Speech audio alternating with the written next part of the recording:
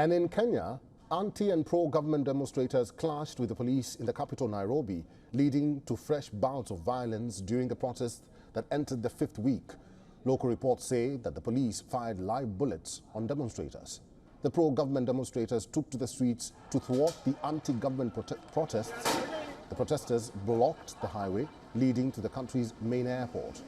The anti-government group lit bonfires in the suburb of Imara Daima, the main site of the protests, prompting the police to use brutal force and hurl tear gas canisters to disperse them.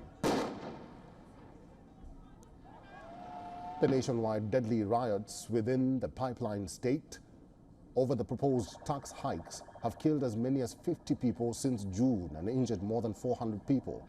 According to the Kenya National Commission on Human Rights, the Kenyan government says that the demonstrations have been infiltrated by the criminal gangs and the hired goons.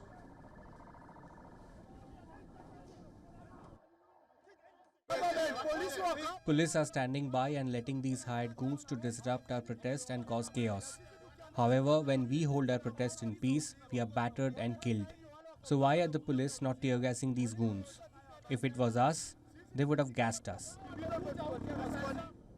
The youth-led protests are now demanding for reforms to root out the corruption and misgovernance. This after William Ruto withdrew the $2.7 billion finance bill last month and fired almost the entire cabinet. A group of pro-government protesters paraded through the streets of Nairobi, blowing whistles and flashing placards that read, quote, "Enough is enough, and we support the president." In Embakasi, a pipeline city in the east of the country, men dressed in army and air force fatigue assisted the police as clashes ensued. President Ruto, who said last week that he was willing to listen to the protesters' demands, condemned the violence. He called for the restoration of peace and stability in the region. The Kenyan leader warned that those engaged in mayhem and anarchy will be dealt with. Continuing the impunity of turning on fossil fuels, turning on coal, as is happening today,